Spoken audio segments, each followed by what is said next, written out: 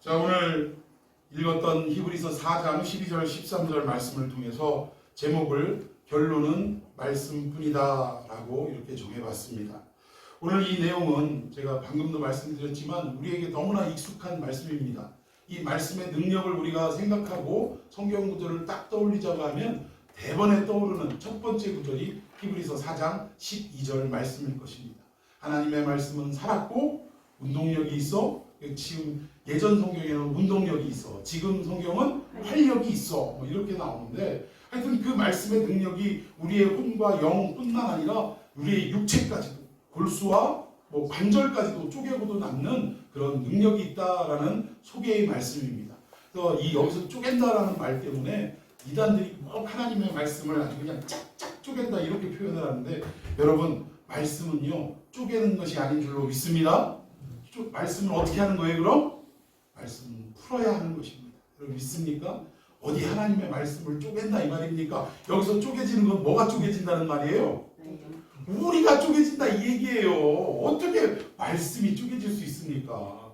하나님의 그 변치 않는 말씀, 참으로 세상 그 어떤 것보다도 단단한 그 말씀이 우리의 심령을 쪼개는 역할을 하는 것이지, 그 말씀을 짝짝 쪼갠다 이런 표현은 성경적으로도 잘못됐다라는 거예요. 그러니까 꼭 이단들이나 사이비들이 자기들의 말씀은 뭐 구약 여기에서 또 신약 여기에서 짝짝 쪼갠다 이렇게 표현을 할 수밖에 없다라는 것입니다. 분명한 것은 하나님의 말씀은 쪼갤 수 있는 것이 아니라 풀어야 하는 것임을 여러분 믿으시기를 바랍니다. 예, 아무튼 오늘 본문의 말씀이 그만큼 유명한 하나님의 말씀의 능력에 대해서 소개하는 내용인데, 우리가 간과하고 쉽게 넘어가는 부분이 뭐냐? 이 12절 처음 부분입니다. 그냥 하나님의 말씀은 살아있고 이렇게 해석이 되어 있다는 거예요. 그러니까 이게 헬라어가, 신약이니까 헬라어죠. 헬라어가 여러 가지 언어를 통해서 오늘날 우리 한글로 번역된 성경까지 오게 되었는데, 여기에 보면 누락되어 있는, 그러니까 번역을 해야 될 그런 어떤 예를 들어 접속사라든가 이런 부분들이 누락이 되어 있는 부분들이 의외로 많지는 않지만 드문드문 보이게 됩니다. 여기 오늘 본문에 보니까 11절 말씀하고 12절 말씀하고 붙여서 이렇게 읽어보면 뭔가 좀 생뚱맞은 내용이 탁 튀어나오는 것 같은 느낌이 들 것입니다. 자, 우리 11절 12절을 한번 읽어보십시다. 시작. 그러므로 우리가 저 안식에 들어가기를 힘쓸지니 이는 누구든지 저 순종하지 아니하는 본에 빠지지 않게 하려 함이라. 하나님의 말씀은 살아있고 활력이 있어. 뭔가 11절 내용하고 12절 내용하고 좀 뭔가 이어지지 않는 듯한 느낌이 있다는. 앞에 11절까지는 우리가 지난주에 살펴본 내용이 뭡니까? 남아있는 안식, 그 안식에 우리가 어떻게 해야 된다는 거예요? 들어가야 한다라는 것을 말씀을 드렸어요. 그러면서 과거 구약에 출애굽한 백성들이 가나안이라는 안식의 세계가 있었음에도 불구하고 그 안식을 받아 누렸습니까? 실패하고 말았습니까?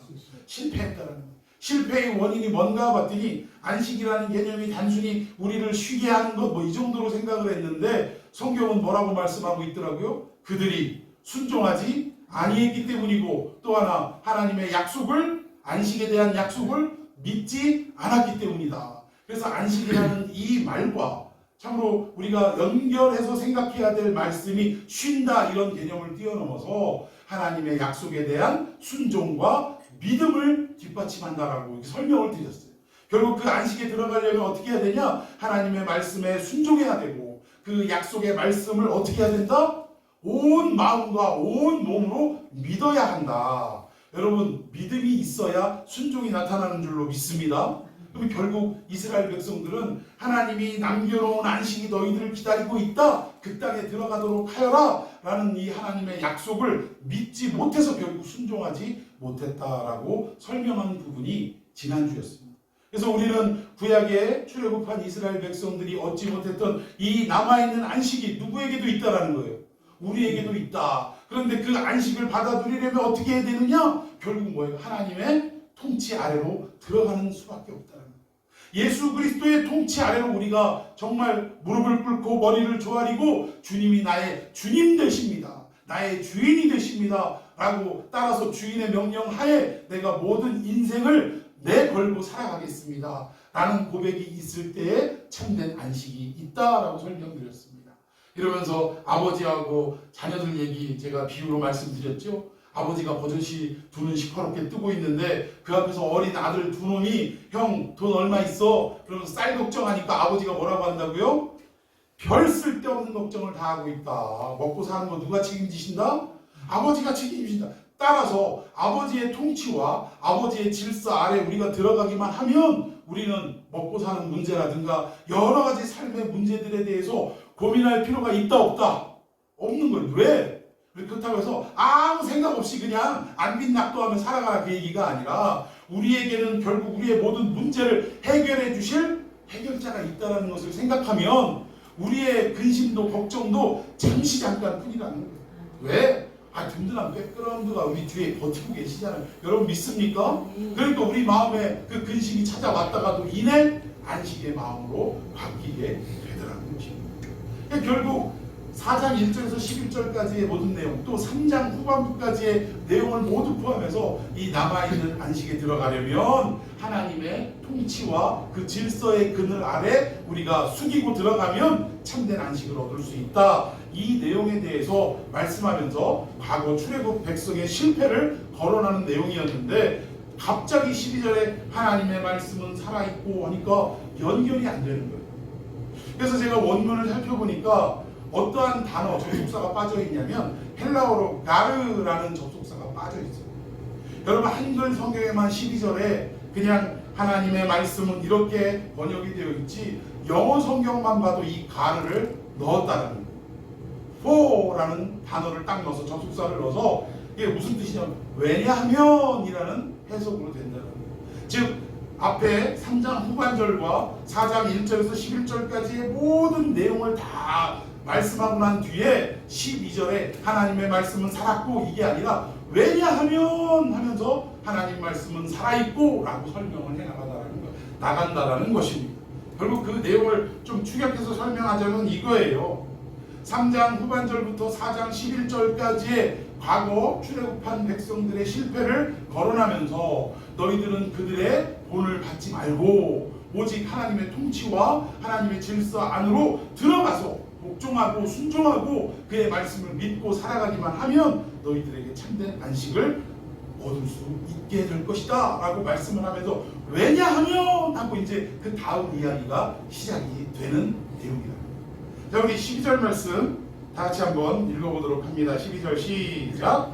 하나님의 말씀은 살아있고 활력이 있어 좌우의 날선 어떤 검보다도 예리하여 험과 영과 관절과 골수를 찔러 쫄리기까지 하며 또 마음의 생각과 뜻을 판단하는.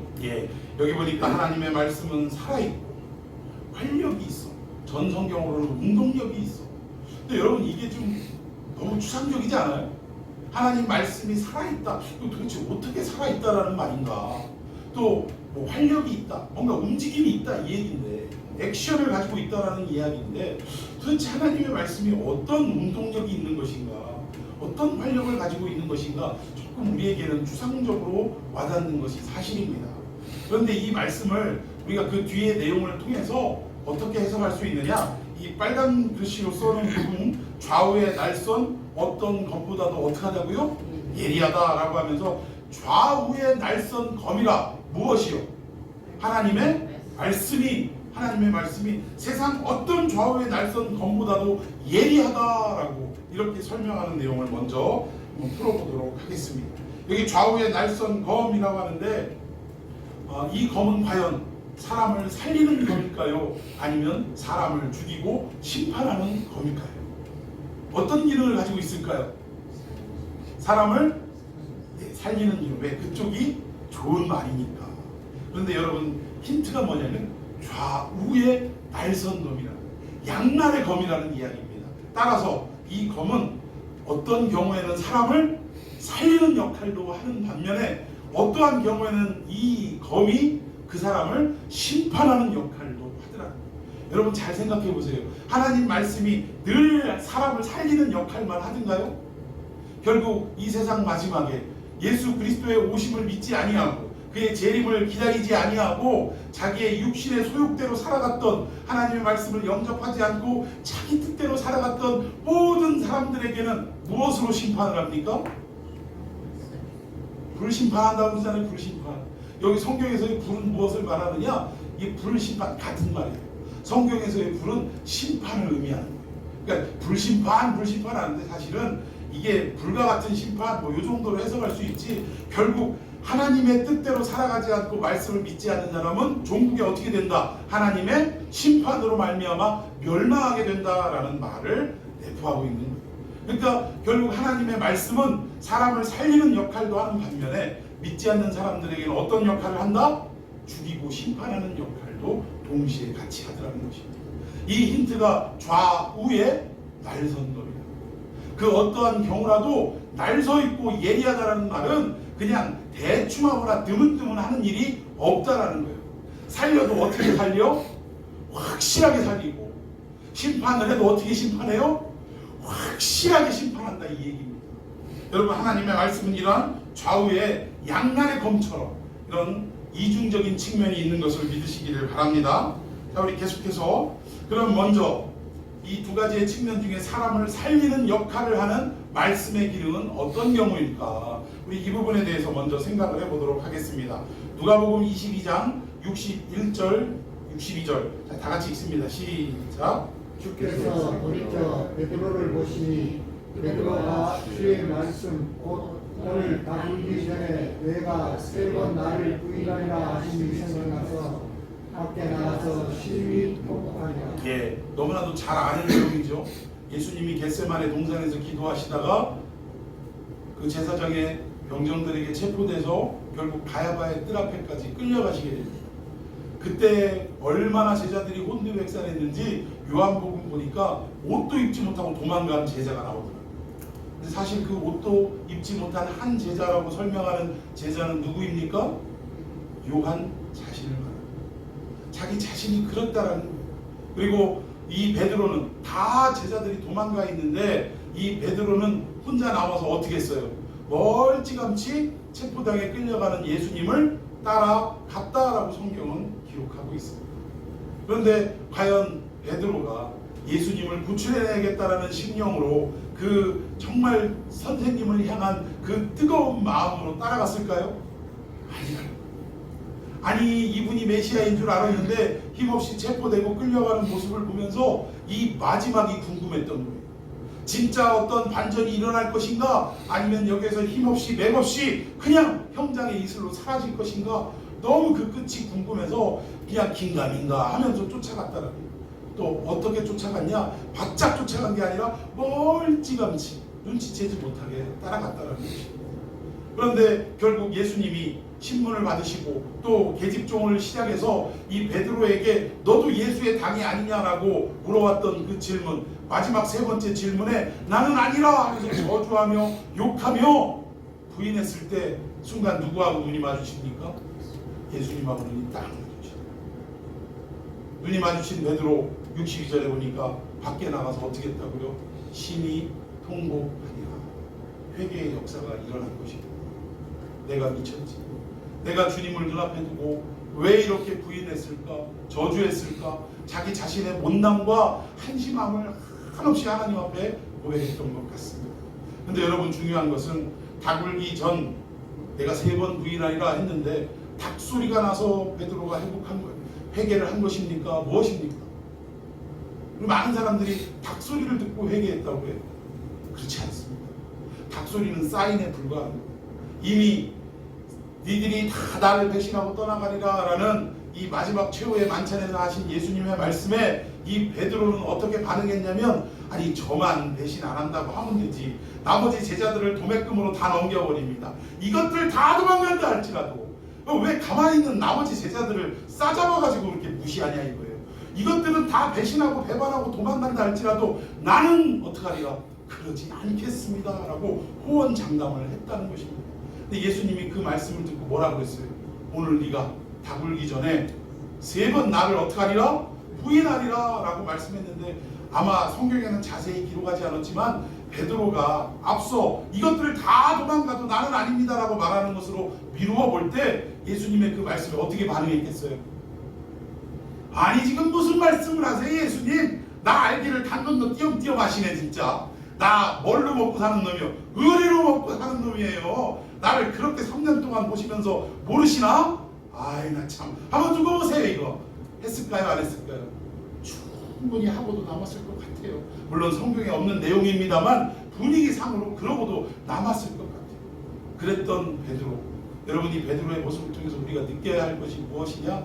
우리도 지금은 은혜 가운데 살아가고 말씀 가운데 살아가고 하나님의 통치 가운데 살아가니까 그래도 하나님 땡 믿고 믿음이 출중한 가운데서 나에게 있어서는 주님을 배신하는 일이 있다 없다? 없다고 얘기해요. 그러면서 믿음이 연약한 많은 사람들에 대해서 우리가 아이고 저러면 되냐 하고 비방하고 손가락질할 때가 있다라는 것입니다. 근데 여러분 누구도 배신했다고요? 고언 장담했던 베드로도 배신했대요. 오늘 이 자리에 나는 베드로보다 믿음 좋아 라고 장담할 수 있는 분 손 들어보세요. 없지요? 베드로도 이렇게 무너질 수밖에 없는 타락한 인생이라는 거예요. 그 베드로를 볼 때 우리가 어떻게 우리 스스로를 장담할 수 있겠냐 이겁니다. 우리가 그 자리에 있어 보지 않았기 때문에 그렇지 우리가 그 자리에 있을 때 어찌 보면 베드로보다 아니 우리가 그동안 욕하고 손가락질 했던 그 사람들보다 더 믿음이 연약한 모습이 드러날 수도 있습니까 없습니까? 있다라는 거예요. 우리는 언제든지 그 부분을 인정하고 살아야 된다는 것입니다. 아무튼 이 베드로도 결국 스승과 눈이 마주치면서 자기가 호언 장담했던 그 몇 시간 전에 이야기들이 그 장면들이 눈앞에 딱 떠올리면서 결국 하나님 앞에 나아가 통회하고 자복하는 역사를 결국 가질 수밖에 없더라는 거예요. 자 우리 61절만 다 같이 한번 읽어봅니다. 시작. 주께서 돌이켜 베드로를 보시니 예, 여기 보니까 베드로를 어떻게 하셨다고요? 주님이 보셨기 때문에 회개의 역사가 일어나는 거예요. 왜? 주님과 눈이 마주치는 그 순간 주님이 몇 시간 전에 하셨던 그 말씀이 떠올랐기 때문에. 여러분 지금 무슨 말씀 드리려고 하느냐? 이미 예수님을 부인하고 저주하고 모든 것들을 다 거짓으로 일관했던 이 베드로, 영적으로 볼 때 죽은 상황입니까? 살아있는 상황입니까? 죽어있는 상황입니까? 이 죽어있는 베드로를 지금 뭐가 살리는 거예요? 눈이 마주치는 순간 뭐가 떠올라서? 주님이 하신 말씀이 떠올라서 그 말씀이 심령이 죽어있는 베드로를 어떻게 하는 거예요? 살리는 역사를 일으키고 있다는 것입니다. 여러분 믿습니까? 우리도 세상 살아갈 때 정말 신앙에서 떠나갈 때도 있고 또 정말 믿음의 사람의 모습을 찾아보기 어려운 그러한 배반과 배신의 현장에 나락으로 떨어질 때도 있지만 그러나 분명한 것은 그러한 우리임에도 불구하고 하나님이 구원하시기로 작정하신 우리들에게는 어떻게 하시는 거예요? 뭐가 떠오르게 하시는 거예요? 말씀이 떠오르게 하시더라고요. 하나님이 이전에 하셨던 약속의 그 말씀이 우리에게 생각나게 하시고 기억나게 하시고 지금의 우리의 모습을 돌아보게 하시고 돌이키게 하셔서 마침내 우리를 죽음의 그 현장에서 어디로 옮기시더라? 생명의 현장으로 옮겨주시더라는 것입니다. 여러분 우리가 회개하는 것 우리가 우리 스스로를 판단하고 비교하고 분석해서 아 내가 잘못했네 하고 회개가 이루어지는 줄 아십니까? 여러분 절대 안 됩니다. 회개도 오직 뭐의 은혜냐? 하나님의 은혜인 줄로 믿습니다. 회개도 하나님이 하게끔 하셔야만 그의 마음이 변화가 일어나는 것이지 절대 우리 스스로 회개해야겠다라고 공감이 이루어지고 뭔가 동의가 이루어져서 하는 회개는 있을 수가 없다라는 거예요. 결국 우리의 마음속에 잊혀졌던 하나님의 말씀이 떠오르게 하고 기억나게 하셔서 마침내 회개의 길까지 인도해 주시더라는 사실입니다. 여러분 베드로를 살린 것은 바로 예수님이 하셨던 몇 시간 전에 하셨던 그 약속의 말씀이고 예언의 말씀인 줄로 믿으시기를 바랍니다. 근데 여러분 베드로는 이러한 주님의 약속을 듣고도 기억이 나고도 회개를 했음에도 불구하고 결국 어떻게 했습니까? 끝까지 예수님 말씀 붙들고 제자로서 부끄러움 없는 삶을 살아갔습니까? 아니라는 거예요. 십자가의 형장의 이슬로 말없이 사라져가신 예수님을 바라보면서 결국 그는 어디로 내려갔어요? 옛 직업, 옛 고향으로 내려가서 어부로 고기잡이로 전락해버리고 말았다. 부활하신 예수님 제일 먼저 어디를 찾아가셨어요? 그 약향에서 옛 직업으로 돌아가게 모든 사도의 직분, 제자의 직분을 상실해버린 그 베드로와 그 여러 제자들에게 찾아가셨다. 찾아가셨을 때 예수님은 조반을 준비하시고 이리 와라 아침 먹자라고 하시면서 그 외에 이야기 한 적이 있습니까 없습니까? 아무 얘기도 안 했어요. 그러니까 베드로의 여러분 이 내용을 읽으면서 베드로의 심정을 좀 헤아릴 줄 알아야 돼요. 주님을 배신하고 배반하고 그것도 부족해서 부활한다라고 그토록 얘기했음에도 불구하고 심지어는 부활의 예수님을 만났어요? 못 만났어요? 만났습니다.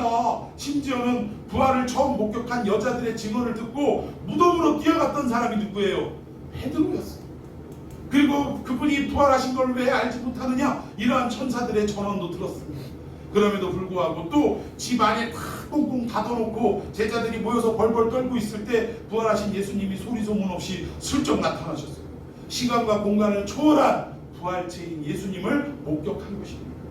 그랬음에도 불구하고 베드로는 부활의 주님까지도 목격을 했음에도 자기 옛 고향으로 내려가고 말았다는 거예요. 그런 현장으로 찾아가신 우리 주님 아무 말씀도 안 하시고 밥 먹자.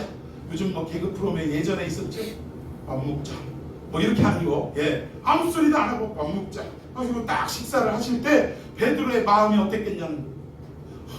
내가 이거 배반했는데 주님을 모른다 했는데 나는 그 당이 아니라고 했는데 심지어 부인하고 욕까지 했는데 저주까지 했는데 이거 그 주님이 딱 앞에 나셔서 차라리 야 임마 너 왜 나를 그렇게 할 수 있어? 너 왜 배반했어? 너 인간이라면 그럴 수 있어? 라고 말이라도 하시면 아니면 따귀라도 한 대 올려붙이시면 내 마음이 좀 어때요? 덜 미안할 텐데 아무 말씀도 안 하시고 밥까지 차려주시면서 밥 먹자 하고 밥을 드시는데 아주 그 밥이 코로 넘어가는지 목으로 넘어가는지 알 수 있어요 없어요? 뭐를 알지도 못하고 그냥 죄송하기만 하고 쥐구멍이라도 있으면 들어가고 싶고 이러한 베드로에게 주님이 뭐라고 말씀하시냐면 요한의 아들 시몬아 시몬은 베드로라 게바라 이름 지어주기 전에 그의 생부가 지어주신 즉 그의 육신의 이름이 시몬이라는 이름이었습니다. 즉 베드로라 또는 게바라 이름 붙여주신 그 명망한 이름을 부르시지 아니하고 예전에 예수님 알기 전 만나기 전에 이름을 부르시면서 바요나 시몬아 네가 나를 사랑하느냐라고 부르실 때 제자된 이 베드로 배신한 베드로 대답할 수 있는 뭐 거리가 있었어요 없었어요? 도대체 이걸 왜 물어보시는지 오히려 안색이 창백해지고 이거 뭐라고 얘기를 해야 될지 고민하다가 결국 뭐라고 합니까? 내가 주님을 사랑하는 줄 주께서 아시나이다. 한 번 어렵게 대답을 했는데 두 번, 세 번을 연달아서 물어보시는 거예요. 같은 질문으로 네가 나를 사랑하느냐? 결국 예수님은 사랑한다라는 고백을 들으시고 잃어버렸던 사도권을 회복해 주신 줄로 믿으시기를 바랍니다. 다 잃어버린 제자의 모습, 사도의 모습을 예수님이 결국은 찾아가셔서 네가 나를 사랑하냐라고 물어보시고 다시금 내 양을 먹이고 내 양을 치고 내 양을 먹이라 라고 사도의 직분을 회복해 주셨다는 사실입니다. 결국 사도의 직분을 회복받은 베드로가 무엇의 문을 열기 시작하냐면 성경 사도행전의 문을 열기 시작했다. 결국 사도행전의 시작을 보면 누구의 이야기로 시작이 됩니까? 베드로의 이야기로 시작이 되는 거예요. 베드로와 제자들이 함께 그 마가의 다락방에 모여서 120문도가 뜨겁게 기도하고 성령을 기다릴 때 성령의 임재의 역사가 이루어지고 결국 베드로를 필두로 거리로 들로 산으로 뛰어나가서 부활하신 예수 그리스도를 증거하는 그리고 그 십자가에 못 박은 그 자들이 누구냐? 우리들이다. 우리가 정말 메시아를 못 박았다라고 선포하면서 복음화를 일으킨 그런 장본인이 되었다는 것입니다. 그리고 이방의 선교의 문을 연 게 누구예요? 이방 선교의 문을 누가 열었습니까? 네? 네, 베드로가 열었어요. 많은 분들이 바울이 이방 선교를 했다라고 하는데 선교를 한 것은 바울이 맞습니다. 그러나 선교의 문을 처음 연 것은 베드로였다라는 거예요. 이것이 사도행전 10장의 고넬료의 사건입니다. 하나님은 이방인도 사랑하고 계시고 그들도 구원하기로 작정하셨다는 것을 베드로와 고넬료의 사건을 통해서 알려주셨다는 거예요. 그래서 이렇게 이방 선교의 문을 연 베드로를 통해서 그 문을 누가 들어간 거예요? 바울이 들어가서 이방을 향해 열정적으로 열심으로 이 선교의 물꼬를 트게 되었다는 것입니다. 여러분 혹시 베드로와 예수님이 만나는 장면 기억하고 계십니까? 처음 만나는 장면 누구의 소개로 만나게 됩니까? 안드레, 형제 안드레의 소개로 예수님과 만났다라는 거예요. 그런데 예수님이 그때 너 요한의 아들 시몬아라고 부르시면서 너를 장차 뭐라 하리라? 게바라 하리라. 게바는 무슨 뜻이다? 반석이라는 뜻이에요. 베드로도 반석이라는 뜻입니다. 게바는 히브리어고 베드로는 페트로 이게 헬라어예요. 그러니까 사실은 뭐 내용은 같은 이름입니다. 결국 반석이라는 뜻으로 이름을 명명하셨다라는 거예요. 그러나 지금 보이는 예수님이 처음 만나셨던 이 베드로의 모습은 반석입니까? 아닙니까? 반석은 고사하고 길가의 나중구는 돌멩이조차도 되지 못하던 모습이 베드로였다. 그럼에도 불구하고 예수님은 그 베드로 속에 있는 뭘 보신 거예요? 반석을 미리 내다보셨다. 그리고 베드로가 지금은 숨어있는 인재인데 잘 개발하면 반석이 될 거야, 그 얘기가 아니라 예수님이 그 베드로의 모든 모습을 보시고 또 모든 미래의 모습까지 내다보시고 그를 선택하시고 내가 너를 무엇으로 만들고야 말리라? 반석으로 만들고야 말리라는 예수 그리스도의 의지가 이미 들어가 있는 선포의 내용이라는 것입니다. 그리고 그 이후로 지금까지 설명드렸던 것처럼 베드로는 수도 없이 넘어지고 자빠지고 쓰러지고 허물투성이에 어찌 보면 예수님께 버림받을 수밖에 없는, 심지어 무슨 이야기까지 들었어요. 주는 그리스도시요 살아계신 이후 고백을 갖고 칭찬받았는데 그때서야 비로소 예수님이 내가 이 땅에 온 것은 십자가를 지기 위해서 온 것이다, 죽기 위해서 온 것이다 하니까 베드로가 어떻게 했느냐, 원어적으로 표현하면 어깨를 잡아서 확 밀치면서 그럴 수는 없다고, 지금 뭔 소리 하고 계시냐, 당신이 살아서 우리를 구원해야지 지금 무슨 소리 하고 있냐 라고 대적하는 모습을 볼 수 있습니다. 근데 이러한 베드로를 향해서 뭐라고 예수님이 선언하셨어요? 제자야 그러셨어요? 사탄아 물러가라, 내 뒤로 가라, 너는 나를 넘어지게 하는 자로다. 심지어 베드로는 뭐라고까지 일컬음을 받았냐, 사탄이라고 일컬음을 받을 만큼 정말 허물 많은 삶의 여정을 살아왔다라는 것입니다. 그럼에도 불구하고 예수님은 결국은 어떻게 하셨어요? 그 쓰러진 자리, 배반의 자리, 심지어 예수님의 등에 칼까지 꽂은 이러한 삶을 살아왔던 베드로에게 마침내 그 약속의 말씀을 이루어지도록 역사해 주셨다라는 것입니다. 이러한 베드로의 삶을 볼 때 베드로에게 있어서 하나님의 말씀은 살아있고 운동력 있고 좌우의 날선 예리한 검과 같다라고 할 때 이 좌우의 날선 검 중에 어떠한 역사로 와닿은 말씀이었느냐? 죽었던 사람을 어떻게 하는 역사? 살리는 역사, 능력의 말씀의 검으로 이렇게 표현이 되었다. 양날의 검인 하나님의 말씀은 첫 번째로 이렇게 죽어있는 심령, 썩어있는 심령을 다시금 되살리는 기능을 가지고 있다는 것입니다. 여러분, 오늘도 우리가 베드로의 사건 하나만 바라봐도 우리하고 베드로하고 별반 차이가 있습니까? 없습니까?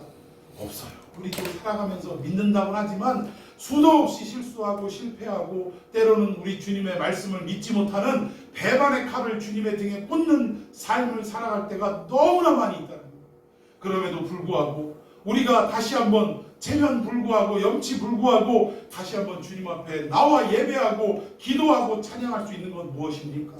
이러한 나이지만 그럼에도 불구하고 그 말씀은 오늘 어디 안에 있냐? 우리의 마음속에 있어서 끝까지 그 말씀이 우리를 새롭게 하시고 회복해 하시고 우리를 고쳐주시는 능력의 말씀으로 와닿음을 저는 믿습니다.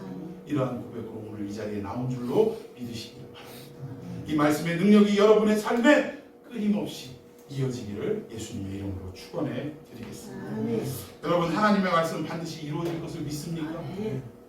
맞아요. 베드로 창세기의 아브라함의 이야기를 들어보면 아브라함처럼 이 시대의 뉴스로도 나와도 정말 이건 이해 못할 사건이 창세기 때 벌어진 거예요. 자기 와이프를 2번이나 팔아넘긴 사람이 아브라함입니다. 참 이 시대에도 이런 사건이 있다고 하면 이건 해외 토픽에 나올 일입니다. 그런데 이미 수천 년 전에 아브라함은 이런 사건을 2번이나 저지른 사람이었다. 그리고 그의 아내 사라는 어떻습니까? 명년 이맘때면 네가 아들을 보리라 라는 하나님의 말씀에도 불구하고 어떻게 했어요? 비웃었다. 내가 지금 경수가 끊어졌고 육신적으로 애를 생산할 수 없는 몸인데 지금 뭔 소리를 하고 계시는지 키득키득 비웃었다라는 것입니다. 근데 이 비웃다, 웃다라는 히브리어가 뭐냐면 이차크. 우리가 말하는 뭐예요? 이삭이 이차크라고 발음을 하는데 이게 웃다라는 뜻이에요. 그런데 원래의 의미는 뭡니까? 긍정적인 의미에서의 웃음이 아니라 부정적인 측면에서의 웃음이에요. 사라는 그렇게 웃었다는 거예요. 하나님의 불변하고도 능력 있는 이 말씀, 천지는 없어질지라도 하나님의 말씀 반드시 이루어지는 그 능력의 말씀이 우리 가운데 떨어졌음에도 불구하고 우리는 우리의 육신적인 환경을 바라보고 견주어 보고 비교해 보면서 그 말씀을 어떻게 했다? 믿지 않았다라는 거예요. 여러분, 우리가 안식에 들어가지 못한 첫 번째 이유가 뭐라고요? 하나님의 말씀을 믿지 않았기 때문이라는 것입니다. 여러분, 결국 사라도 하나님의 그 말씀, 아들을 주겠다라는 그 말씀을 믿지 않고 웃어버리고 말았다라는 거예요. 그것도 비웃고 말았다라는 것입니다. 그런데 결국 하나님 어떻게 하시는 거예요? 네가 지금 웃었냐? 어디 두고 보자. 네가 그 비웃음이 어떤 웃음으로 바뀌어? 진짜 기쁨의 웃음으로 바뀌게 하는 것을 네 눈으로 직접 경험하고 목격하리라. 하나님은 그렇게 마음을 잡수시고 명년 이맘때에 누구를 허락해 주셨어요? 약속의 신 이삭을 그에게 허락해 주신 줄로 믿으시기를 바랍니다. 여러분, 이것이 어디에서 나오냐면 창세기 21장 1절에 보면 하나님이 이 사라의 믿지 못하는 모습을 통해서 계속 뭐라고 기록을 하시냐면 동일한 표현을 3번이나 나오는데 하나님, 여호와께서 말씀하신 대로 하나님이 말씀하신 대로 3번이나 이 21장에 연거푸 나오더라고요. 여러분, 이게 어떤 의미입니까? 세상 모든 일들은 우리가 예측된 대로 되지 않을지라도 하나님이 말씀하신 대로는 반드시 이루어진다는 것을 하나님 스스로 강조하고 있는 것이 창세기 21장의 내용이라는 사실입니다. 여러분, 우리 하나님은요, 우리를 향해서 변함없이 성실하고 정말 변개치 않고 당신이 하신 언약은 지키시는 분임을 믿으시기를 바랍니다.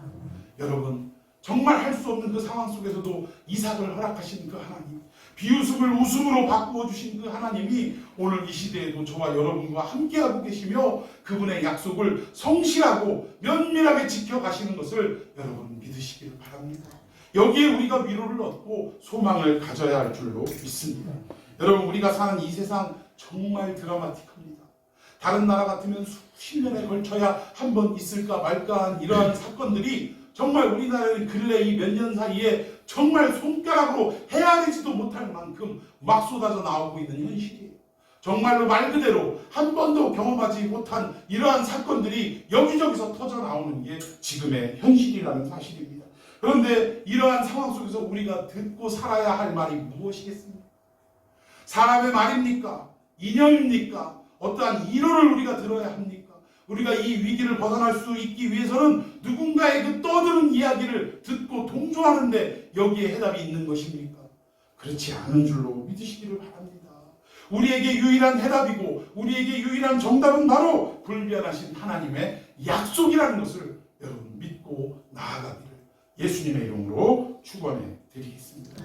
우리는 그저 사나 죽으나 언약만 붙들고 살아가는 그런 하나님의 백성이 되어야 한다는 것입니다. 자, 이제 두 번째, 양날의 검 중에 하나는 사람을 살리는 역할로서의 말씀의 기능이 있었다면 이제는 심판의 역할, 이 두 번째인데, 여러분, 제가 초기에 이 히브리서를 강의할 때 히브리서가 누가 썼는지는 알 수 없지만 분명한 것은 이 히브리서를 쓴 사람은 뭐에 능통한 사람이라고 그랬어요? 구약 성경에 능통한 사람이라고 말씀을 드렸습니다. 히브리서 내용을 읽어보면 거의 구약 성경을 갖다가 인용을 했다라고 해도 과언이 아니에요. 그만큼 구약에 능통한 누군가가 성령의 감동하심을 입고 이 히브리서 내용을 기록을 했다라고 설명을 드린 바가 있는데, 여러분, 구약에도 좌우의 날선 검이라는, 좌우의 날선 칼이라는 이 단어가 나옵니까 안 나옵니까? 나오기는 해요. 근데 몇 번 나올까요? 딱 한 번 나옵니다. 딱 한 번. 그 본문으로 지금 돌아가 보려고 합니다. 자, 사사기 3장 4절입니다. 사사기 3장 4절 시작. 남겨주신 이 많은 민족들로 이스라엘을 시험하사 여호와께서 모세를 통하여 그들의 조상들에게 이르신 명령들을 순종하는지 알고자 하셨더라. 예, 하나님께서 가나안 땅을 허락하시고 그 땅에 많은 이방 잡족들을 그대로 두신 상태에서 가서 어떻게 하라고 그랬다고요? 정복하라, 쫓아내라, 헤렘법을 명령하셨다는, 다 진멸하라 라고 명령을 하셨다라는 것입니다.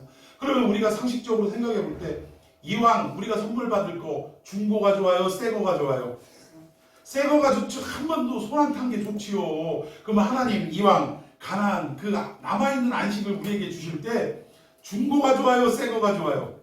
다 몰아내시고 청소 다 하시고 가나안 땅 깨끗하게 정리하셔서 이 백성들에게 주시는 게 좋을까요? 아니면 우상 숭배하고 하나님을 대적하는 백성들, 심지어는 막 등치도 막 어마어마한 이 안악 자손들이 살아가고 있는 이 땅 그대로를 주는 게 좋겠습니까? 우리 입장에서는 정리 한번 싹 하시고 아무도 살지 않는 땅으로 만드셔서 우리를 주시면 얼마나 좋겠느냐라고 생각을 하는데, 하나님은 그럼에도 불구하고, 하나님도 아세요. 새 거 줘야 좋아하는 거 다 아세요. 그런데도 불구하고 중고를 주신 이유가 있더라는 거예요. 왜 중고를 주셨냐? 3장 4절 이 마지막 부분 보니까 모세를 통하여 그들의 조상들에게 이르신 명령들, 이 명령들은 하나님의 말씀을 얘기합니다. 이 말씀을 어떻게 하는지, 순종하는지 안 하는지 알고자 하기 위해서 중고를 그대로 주셨다. 아주 안악 자손이며 이스라엘 이방 잡족들이 그대로 득실득실하는 이 땅을 그대로 주신 이유가 뭐냐? 이들이 조상 때부터 한 나의 말씀을 듣고 믿고 순종하는지 안 하는지의 여부를 뭐 하시기 위해서? 확인하기 위해서, 알고자 하시기 위해서 그렇게 가나안 땅을 허락하셨다라는 것입니다. 결국 이스라엘 백성들 가나안 땅에 들어가서 최종 점수를 매길 때 합격입니까? 불합격입니까? 불합격이었어요. 불합격. 하나님의 약속을 끝까지 믿고 들어갔다면, 아니 그 땅을 밟기도 전부터 정말 이 땅은 하나님이 우리에게 주신 땅이라고 믿고 들어갔다면 아마 10하루길이면 끝났을 거예요. 이 10하루길을 갖다가 세상에 정탐꾼을 누가 보내라고 그랬어요? 정탐꾼 보내가지고 40일 동안 정탐하고 와서 이 땅 갔다는 큰일 난다라고 그 악평을 한, 사실은 악평이 아니라 제대로 보고한 거예요. 오히려 여호수아 갈렙이 거짓 보고를 한 겁니다. 그러니까 하나님의 약속의 말씀대로 한 것은 사실이지만 우리가 인간적인 눈으로 볼 때는 완전히 거짓말로 보고한 게 여호수아 갈렙이에요. 그럼에도 불구하고 하나님은 세상의 상황과 형편과 처지를 보고 판단할 것을 우리에게 요구하시는 것이 아니라 오직 뭐만 바라보라는 거예요. 하나님만 바라보고 그가 하신 약속의 말씀만 붙들고 가는 것이 우리의 믿음의 순례길이라 라고 말씀을 하시는 것입니다. 그래서 하나님은 여호수아 갈렙의 이야기를 기뻐 받으신 거예요.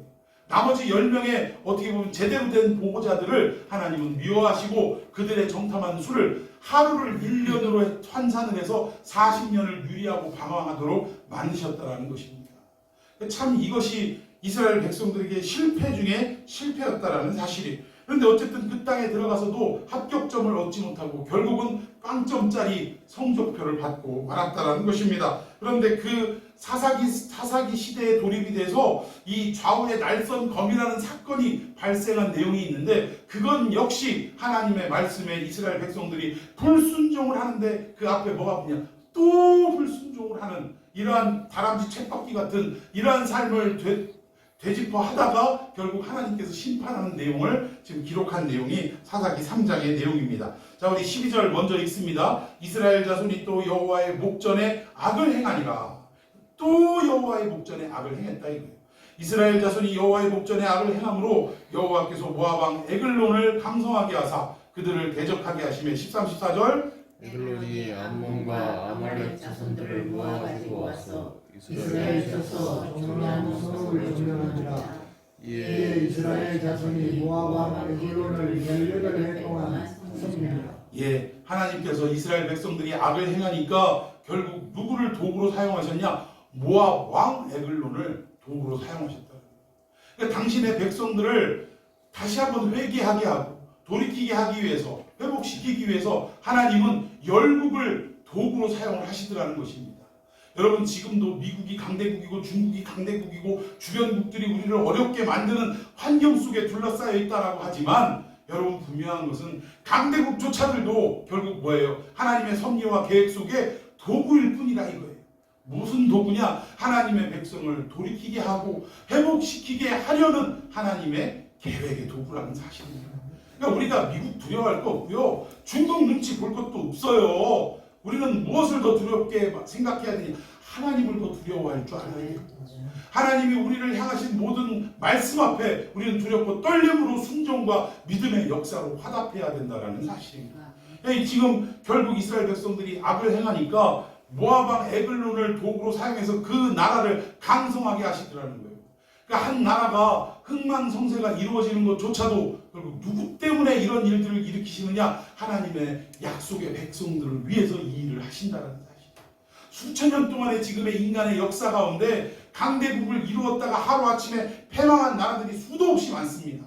근데 이 모든 것들이 결국 뭐예요? 하나님이 당신의 백성을 구원하기 위한 역사의 계획의 일부라는 사실.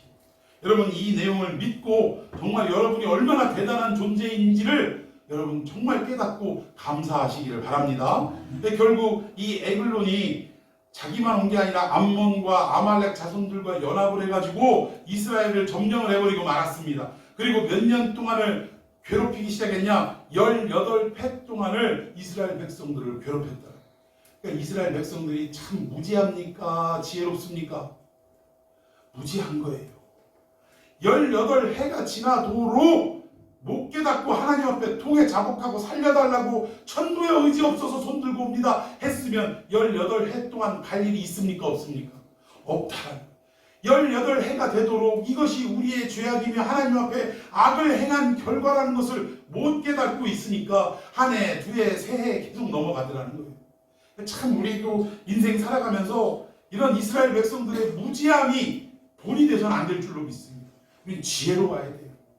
우리가 원치 않는 어떠한 예기치 않은 잘못된 일들이 우리에게 찾아올 땐 먼저 생각해야 될 것이 내가 하나님 앞에 정말 부족한 것은 없었는가?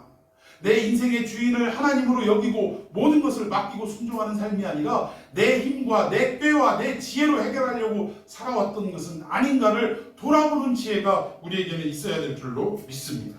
자, 우리 계속해서 성경 봅시다. 15절 이스라엘 자손이 여호와께 부르짖음에 여호와께서 그들을 위하여 한 구원자를 세우셨으니 그는 곧 베냐민 사람 게라의 아들 왼손잡이 에우시라. 이스라엘 자손이 그를 통하여 모압 왕 에글론에게 공물을 바칠 때 16절 에우시 기브야 하늘 때는 좌우에 날선 칼을 만들어 그의 오른쪽 허벅지 속에 차고 왼손잡이 에웃을 이스라엘의 구원자로 세우시고 그에게 준비를 당부한 것이 뭡니까? 좌우에 날선 칼을 준비하셨다. 구약성경 전체를 뒤져볼 때 좌우에 날선 칼이라는 단어는 여기밖에 나오질 않습니다. 그런데 이 칼이 어떻게 쓰임을 받느냐? 20절부터 에웃이 그에게로 들어가니, 그러니까 그 에글론, 모압 왕 에글론을 말합니다. 왕에게로 들어가니 왕은 서늘한 다락방에 홀로 앉아있는 중이라. 에웃이 이르되 내가 하나님의 명령을 받들어 왕에게 아랠 일이 있나이다 하매 왕이 그의 좌석에서 일어나니 21절 에웃이 왼손을 뻗쳐 그의 오른쪽 허벅지 위에서 칼을 빼어 왕의 몸을 찌르매 22절 칼자루로 나를 따라 들어가서 그 끝이 등 뒤편까지 나갔고 그가 칼을 그의 몸에서 빼내지 아니하였으므로 기름이 칼날에 묻었더라. 이 주일 오전에 읽기에는 참 살벌한 내용입니다만 얼마나 이것이 세게 찔렀는지 칼만 들어간 게 아니라 몸속에 뭐까지 딸려 들어갔다고요? 칼자루까지 들어갔대요. 참 어마어마한 겁니다. 그런데 이 칼이 어떤 칼이었다고요? 좌우에 날선 칼이었다라는 것입니다. 여러분, 하나님의 말씀에는 양면적인 기능이 있는데 첫 번째로는 죽어있는 사람을 살리는 기능이 있는 반면에 끝까지 하나님의 말씀에 불순종하고 하나님을 나의 구주로 모셔드리지 못하고 영접하지 못하고 자기 인생의 자기 주인 삼아서 마음대로 살아가는 하나님의 권면과 하나님의 심판의 약속의 말씀까지도 듣지 아니하고 자기 뜻대로 살아가던 사람의 인생은 결국 무엇으로 끝납니까? 하나님의 말씀이 심판의 검으로 작용하게 되더라는 사실. 여러분, 정말 이것이 무서운 말씀입니다. 하나님은 사랑의 하나님인 반면에 동시적으로 공의의 하나님임을 여러분 믿으셔야 할 줄로 믿습니다. 그러니까 하나님 사랑의 하나님이라고 만만하게 여기고 아이고 다 이해하시고 다 용서하셔 이렇게만 살아서는 안 된다는 거예요. 여러분 다시 본문으로 돌아갑시다. 우리 13절 한번 읽어봅니다. 13절에 제가 읽어드리겠습니다. 지으신 것이 하나도 그 앞에 나타나지 않음이 없고 우리의 결산을 받으실 이의 눈앞에 만물이 벌거벗은 것 같이 드러나느니라. 여러분, 이 13절 말씀이 좀 어려운 이야기 같지만 결국 무슨 말이냐면 하나님이 창조하신 모든 것들은 언젠가 때가 되면 하나님 앞에 나아가서 뭐예요? 그 결산을 어떻게 하겠다는 거예요? 드리는 날이 있다는 것입니다. 오늘 이 하나님의 말씀에 대해서 설명한 내용이니까 다른 건 다 차치하고 하나님 말씀만을 생각해 보십시다. 우리가 오늘 설교를 듣고 여러 가지 어떤 성경 공부라든가 여러 가지 매체를 통해 성경을 읽고 하는 모든 것들을 통해 우리는 지금 하나님의 말씀을 듣는 그러한 과정에 있다는 거예요. 이게 굉장히 엄중한 역사라는 것이 뭐냐면 우리가 지금 하나님의 말씀을 듣고 한 귀로 흘리는 것 같지만 아니라는 겁니다. 언젠가 하나님의 보좌 앞에 올라갔을 때 우리가 받았던 이 모든 말씀에 대해서 결산을 해야 될 때가 있다는 거예요. 네가 하나님의 말씀을 이렇게 배우고 익히고 또 듣고 보고 이렇게 했는데 과연 네가 하나님의 말씀을 듣고 보고 지키며 살아왔던 모든 삶에 대해서 하나님 앞에 결산할 때가 있다는 거예요. 여러분 두렵지 않습니까? 이 말 하니까 그래? 부담되네? 나 하나님 말씀 안 들어. 아유 그 어려운 거면 안 들어. 이러실 분이 있을지 모르겠습니다만 여러분 중요한 것은 이게 우리에게 있어서는 진퇴양난이라는 거예요. 하나님의 말씀을 듣지 않으면 우리 인생이 창세기 1장 3절에 나오는 혼돈과 공허와 흑암의 인생이 될 수밖에 없다는 것입니다. 하나님의 말씀은 비침을 여러분 믿으십니까? 그 어둡고 혼돈하고 공허한 우리의 인생에 하나님의 말씀이 들려질 때에 하나님의 말씀이 도착될 때 우리에게는 한 줄기 빛이 환하게 비춰지는 역사라 이렇게 설명드릴 수 있다는 거예요. 그럼 우리가 말씀을 듣지 않으면 어둠 가운데 있다가 멸망할 수밖에 없게 되는 거니까 우린 들어야 돼요, 안 들어야 돼요? 들을 수밖에 없다는 거예요. 근데 듣고 나니까 듣고 끝나는 게 아니라 뭐예요? 하나님 앞에 결산할 때가 있더라는 거예요. 여러분 과연 우리는 우리의 인생을 하나님의 말씀을 읽고 듣고 배우고 살아왔는데 과연 무엇으로 하나님 앞에 결산을 하겠느냐? 여러분 하나님은 우리 믿는 백성들 하나님이 택한 백성들에게 과연 어떠한 약속을 하시느냐? 한번 사랑하는 자에게는 하나님은 어떻게 하시겠대요? 끝까지 사랑하시겠다고 약속해 주신 줄로 믿으시기를 바랍니다. 우리가 언젠가 하나님 앞에 결산해야 된다는 이 두려움 때문에 부담감 때문에 정말 마음이 무거워지는 수밖에 없지만 그러나 분명한 것은 하나님이 택하시고 하나님의 말씀을 우리에게 맡은 자로서 살아갈 수 있도록 선택하신 우리들은 우리의 힘으로 이 모든 것을 감당하는 것이 아니라 성령께서 우리와 함께 하시면서 이 모든 일들을 감당할 수 있도록 역사해 주시기에 비록 어려운 길임에는 분명하지만 우리에겐 전혀 어렵지 않게 느껴지게 하실 줄로 믿습니다. 여러분 이 결국 우리에게 남아있는 안식 가나안 안에 준비되어 있는 이 남아있는 안식은 결국 무엇을 통해 들어가느냐? 어린 양의 죽음과 그분의 공로로 말미암아 이 가나안 땅으로 들어가게 될 줄로 믿습니다. 요한복음 1장 12절에 13절에 보면 이런 말씀이 있죠. 영접하는 자 곧 그 이름을 믿는 자에게는 하나님의 자녀가 되는 권세를 주신다라고 말씀하고 있어요. 그리고 이것이 어떻게 이루어지는 것이냐? 혈통으로나 육정으로나 사람의 뜻으로 나지 아니하고 오직 하나님께로서 난 자들이다라고 성경은 말씀하고 있습니다. 그러니까 부모의 믿음이 좋아서 우리가 그렇게 태어나는 것이 아니라 오직 영접함으로 말미암아 이것은 하나님께로 났다라고 성경은 설명하고 있다라는 거예요. 결국 하나님께 난 자들은 하나님께서 끝까지 붙잡아 주시고 끝까지 그들을 책임져 주실 줄로 믿으시기를 바랍니다. 앞에 설명드렸던 아브라함이나 베드로의 삶처럼 연약하고 실패하고 넘어질 때가 분명히 있을 거예요. 우리의 인생이 분명히 그럴 것입니다. 그럼에도 불구하고 그런 자들을 하나님께서 한번 택하신 자를 놔버렸다라고 하는 것이 성경 역사에 있습니까? 없습니까? 없다라는 거예요. 오고 오는 인류의 정말 수천 년인지 수만 년인지 아니면 누구 과학자들 말처럼 수억 년인지는 모르겠지만 그 모든 인간의 역사 가운데 하나님이 한번 택해 주시고 그리고 나서 너 좀 마음에 안 든다 하고 놔버리시는 일은 결코 없었다라는 사실입니다. 여러분 믿으십니까? 여러분들이 그 약속의 손길에 그 언약의 손길에 말씀의 손길에 붙잡혀 있는 사람이라는 것을 믿으시기를 바랍니다. 근데 결국 무엇의 능력이냐? 하나님 말씀의 능력이다 라고 말씀드릴 수 있는 거예요. 이 하나님의 말씀은 운동력이 있다 또는 활력이 있다라고 표현을 한다라는 것입니다. 우리는 여전히 실패하고 또 부족해서 넘어지고 쓰러지고 자빠지지만 이 약속의 말씀을 열고 펴서 묵상하면 다시금 어떻게 됩니까? 우리의 마음이 정말 우리의 심령이 다시금 눈물로 젖어들기 시작하고 결국 넘어졌다 할지라도 다시금 우리의 그 쓰러진 무릎을 어디 앞으로 인도하느냐? 십자가 앞으로 인도하시더라는 사실.